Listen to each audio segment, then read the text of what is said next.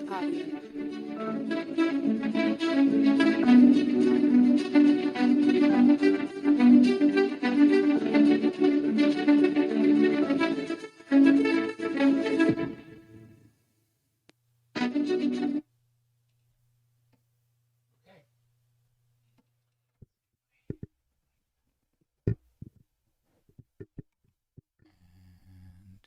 How you doing?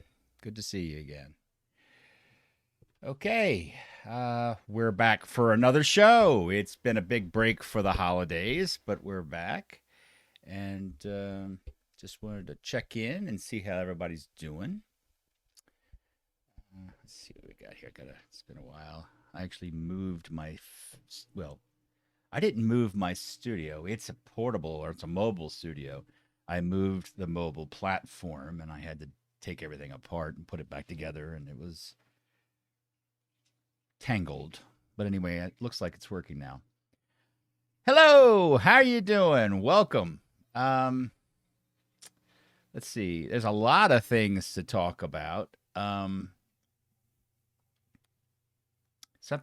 music that I was playing, that's open source, so no worries with copyright. I don't believe.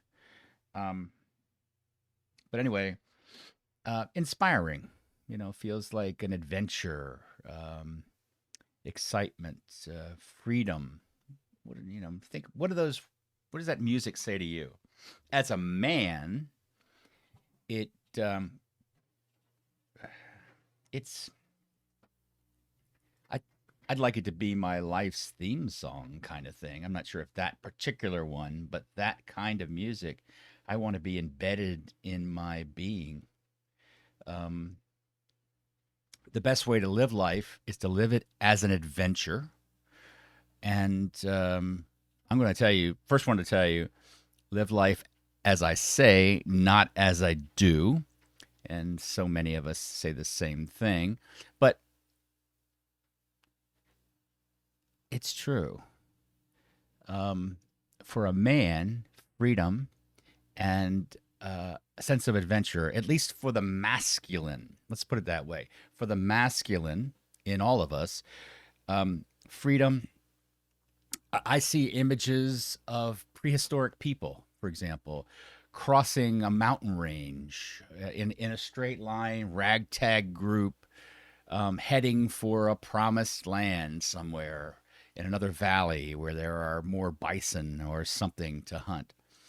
Um, I see adventurers, some would call them imperialists, um, conquering new lands or discovering new lands, spreading. I think this is deeply embedded in the human nature and psyche. When you look at human population flows over thousands and thousands of years, you see this. It's just in nature. People flow and they attack neighbors. It's sort of doing, if you want to see ancient history in a nutshell, look at the Russo Ukrainian war.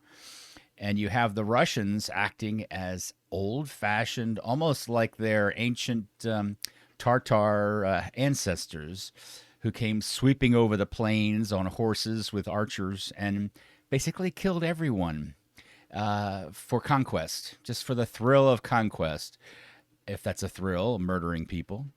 But that's really at the soul and heart of their mentality, the leadership there, in my opinion. So I don't usually talk about political things, but I think this is well fit. Um, so you can say throughout human history, um, this expansion concept. It doesn't have to be war. Remember the image I had of these primitive peoples just crossing a mountain range on foot, ragtag, not fighting.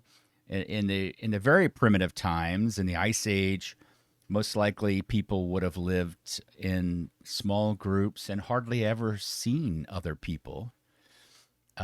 So there wouldn't have been a great deal of conflict, although it does seem that when we find bodies from that time, they usually have arrowheads buried in them.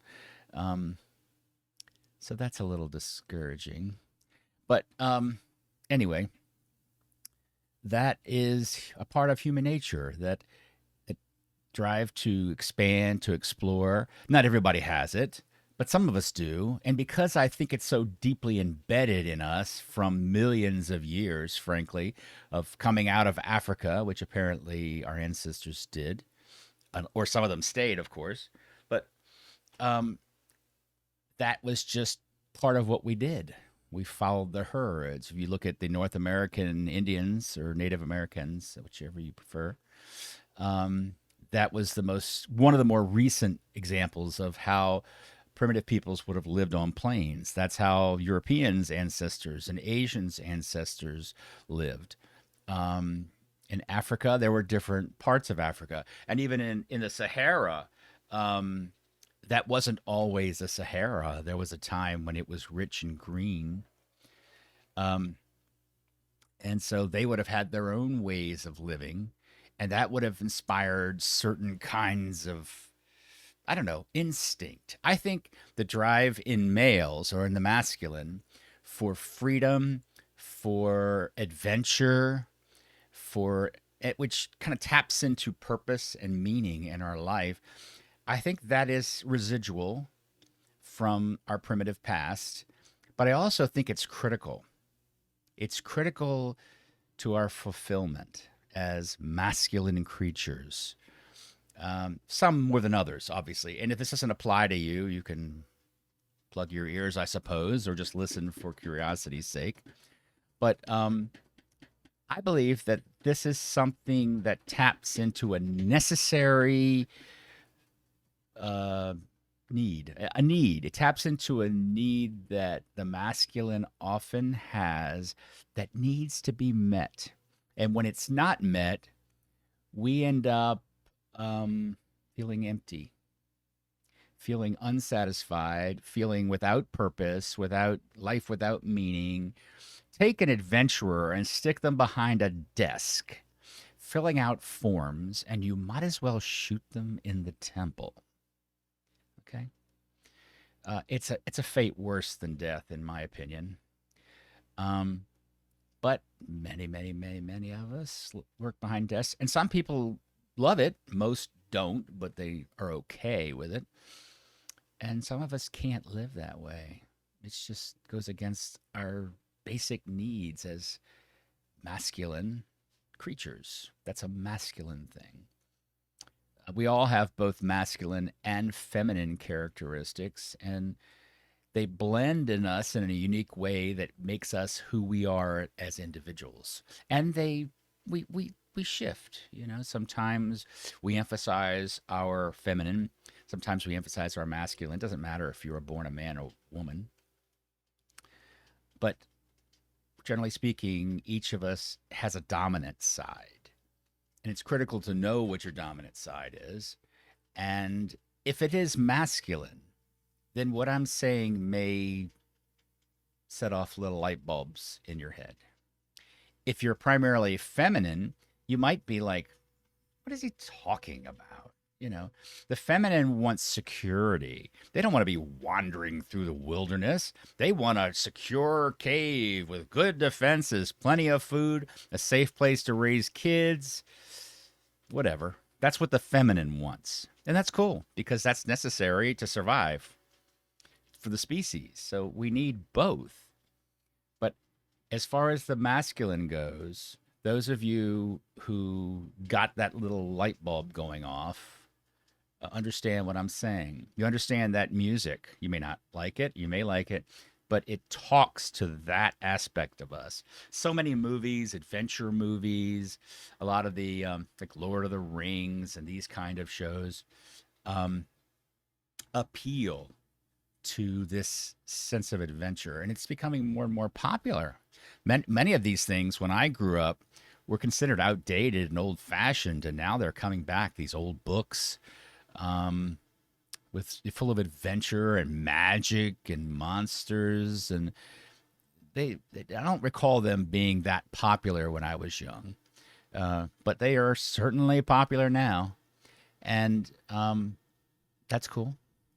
But I think they touch on this masculine desire for adventure, and many young ladies in the new generations are into this stuff too because they have a masculine. And I think the feminine can enjoy adventure as well. I'm just saying it's primarily a masculine trait.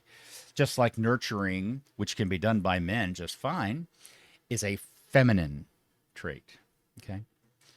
Um, so if you're primarily masculine, if that's your dominant um, orientation inside of you, then think about freedom. Think about adventure. Think about how much of it is in your life.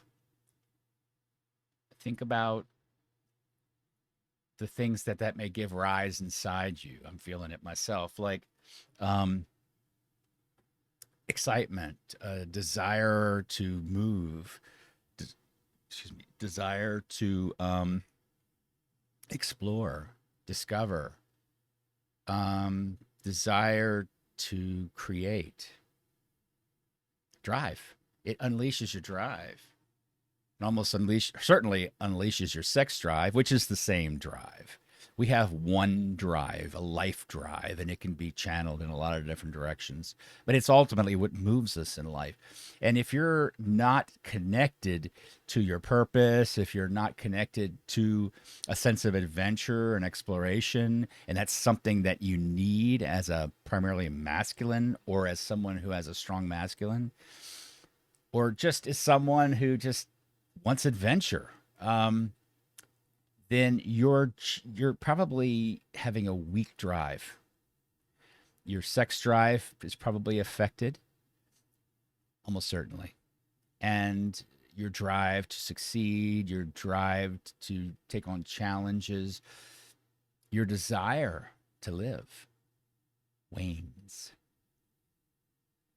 So, just a thought to chew on, and it's been good seeing you again. Welcome to the new year, and I'll see you again soon.